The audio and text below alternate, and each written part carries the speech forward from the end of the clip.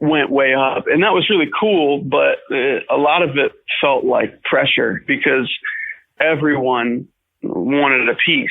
I'll say it this way, because I shot up so fast, because Reckless Love took off so ridiculously quickly, there were a lot of, I'll call them sharks in the water. And there's really no better way to say it than that. People that just came around because they started smelling blood or money or whatever it was. And were like, we want a piece of this. And it's all in the name of, I just want to help you, man.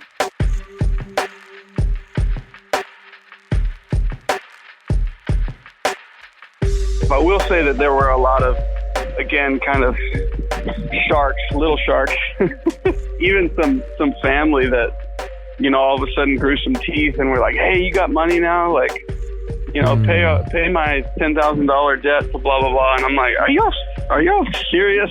Like, is this real? Like, what is happening? Just old friends who I haven't talked to for, 15 years. All of a sudden wanting to reach out and hang and write and spend time. And it's like, wait a sec. After fame or success hits, it gets easier to spot sharks in the water. But it's never easy for anyone to admit, I might be the biggest shark. Sometimes it takes a best friend or a spouse to gently introduce that unwanted truth. This is what Anna, Cory's better half, thought about his newfound fame. So she wasn't like super thrilled about it. To be honest, it took me away a little bit more. She was experiencing the pressure that I was experiencing, and she was feeling it for me, all these kind of things. And she was, sort of worrying that, the spotlight or the extra influence might, affect me in some way. So I think there was a little bit of worry there that I would just become like sort of this Christian star who didn't care about anything anymore. It sort of brought up a lot of, I think, issues that we dealt with in our marriage before, but it was interesting for sure. It's so good, but so difficult at the same time. Even though their Instagram life seemed pretty good, more money, more big crowds, more famous people in their selfies, Cory and his wife both felt something in common: pressure. Yeah, it started with a very honest conversation between my wife and I, where she was just like, babe, I can't keep doing this. Like, you're gone almost every weekend now. I've got the kids pretty much alone, which is really difficult. And she was just kind of expressing her displeasure. And I was like, yeah, I get that. So Cory pulls a husband of the year move and plans a trip to Pizza City. That's what I call Chicago. Forget the Cubs, the Bulls, Lake Michigan, blah, blah, blah. It's all about Giordano's deep dish pizza. And no, I didn't get paid to say that. Anyway, he plans a trip to Chicago, Pizza City, to talk about and pray about how to handle all of this newfound pressure. I was coming up with ideas of how to tour, how to, get on a bus all together and go out and do something. That was kind of my thought process going into the trip. And all of a sudden we're there and we're having some conversations, and I'm like, oh, dang, like this is a lot more serious of a need for my family than I had thought. So those ideas kind of started to go out the window, and I was like, yeah, that's probably not the answer now. And she began to kind of bring up this idea of having a dog. You heard that right. A dog. If my wife and I were talking about how to balance newfound fame with a growing family, and she brought up getting a dog, I'd be like, that's not a solution. That's another problem. But Anna had a really solid reason for getting a dog. She mentioned a conversation that she'd had with Gabriel, who is our oldest son. And the conversation kind of went like this. She was like, hey, if you had the choice to either go see the world on a tour bus for, a full year, and just go to all the coolest places and restaurants and just kind of live it up for a year altogether, or stay home as a family and get a dog and do zero travel for a year. Which would you do? When she told me his response, I just kind of broke. He just goes, Mom, that's easy. I'd stay home together and get a dog. I think the weightiness of it hit me really hard, because kind of my whole life I'd been working toward this goal of, making music that was impactful and that would reach people and, change the world, whatever. And all of a sudden I'm kind of knocking on that door and God's like, hey, yeah, I appreciate that you're knocking on that door, and that's really cool because I've put that inside of you. But are you good with giving that up for something more important? Are you cool with laying down your career on the altar of, family? Which is more important, basically? So it felt really weighty, and it was almost like I was saying to God, if I never have another big song, if people forget about me, and I fall off the face of the relevancy cultural map, then I'm cool with that because I'll gain my family. I'll gain my son's heart. The career of a national recording artist and a star professional athlete are very similar to each other.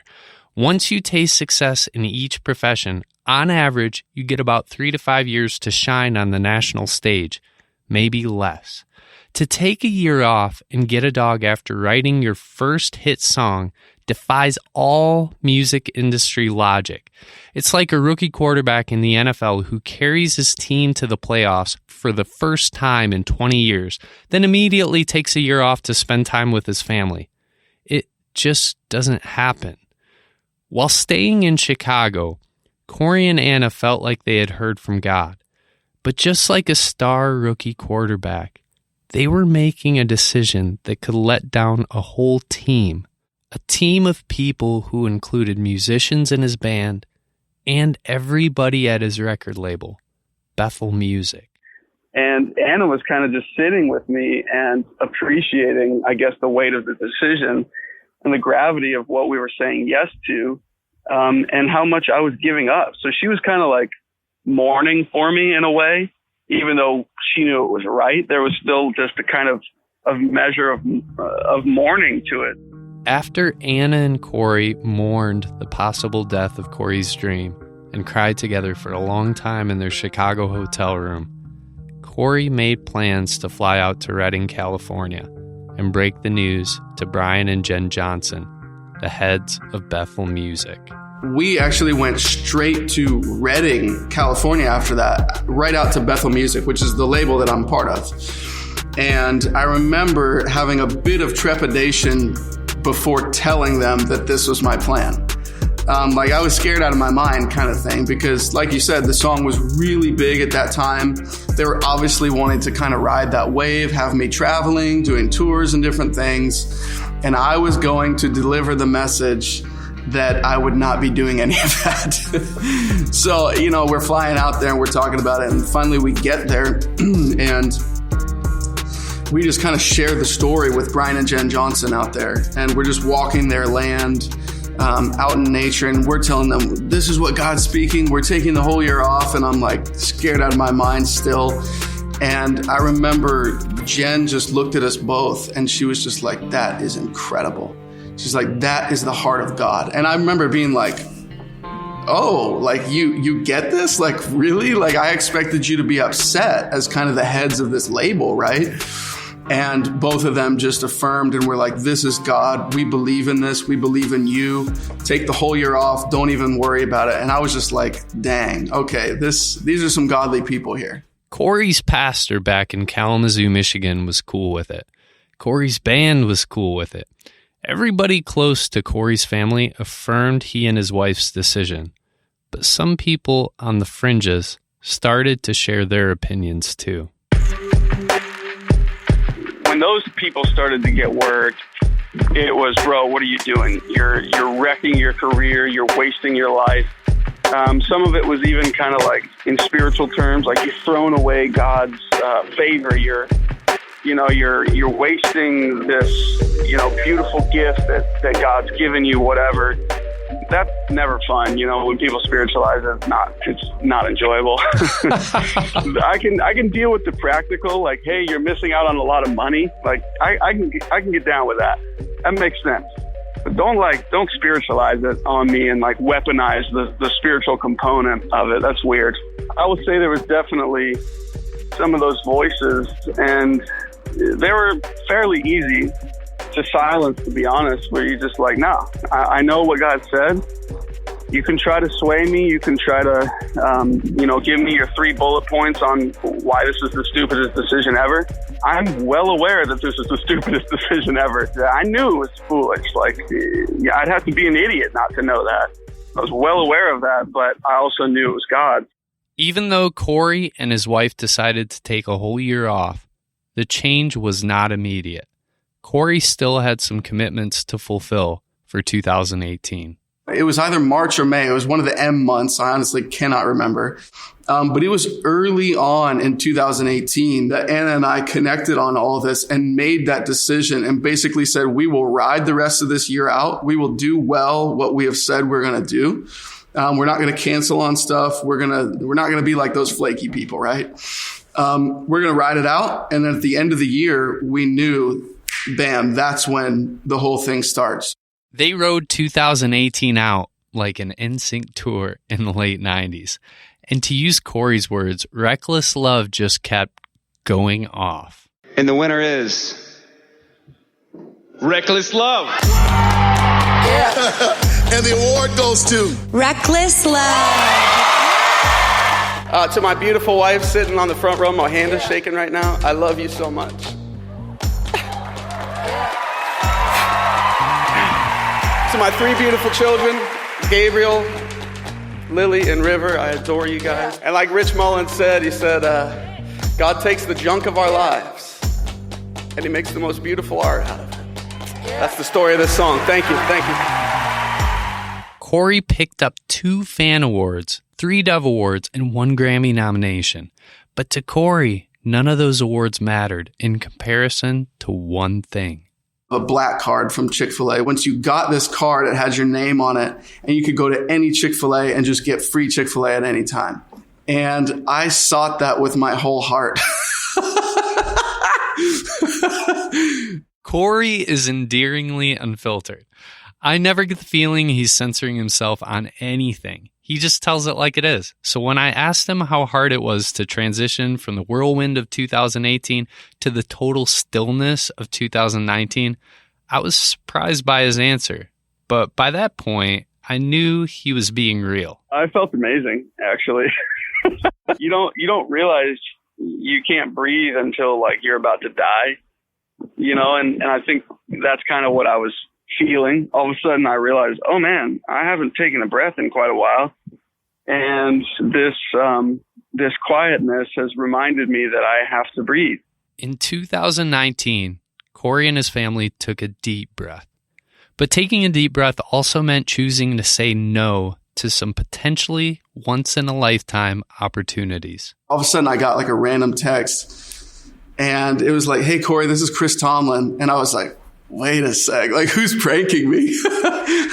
Who got my number is just like messing with me. Which one of my old buddies is this? And, he was asking about a certain event that they were doing in Nashville. And I was like, oh my gosh, this is actually Chris Tomlin, whose songs I've led for years and years and years, reaching out to me about doing an event with him. And I was like, oh snap, like this is crazy. And I ended up having to say no because it was in our year of kind of rest, but that was pretty gnarly. For all of 2019, Cory had committed to stop recording, stop touring, and stop using Instagram and Facebook. But it's not like he signed up for the military or made some legally binding contract. Every day of 2019, he still had to choose to rest. And on some days, he struggled with the reality of his decision. it was a wrestle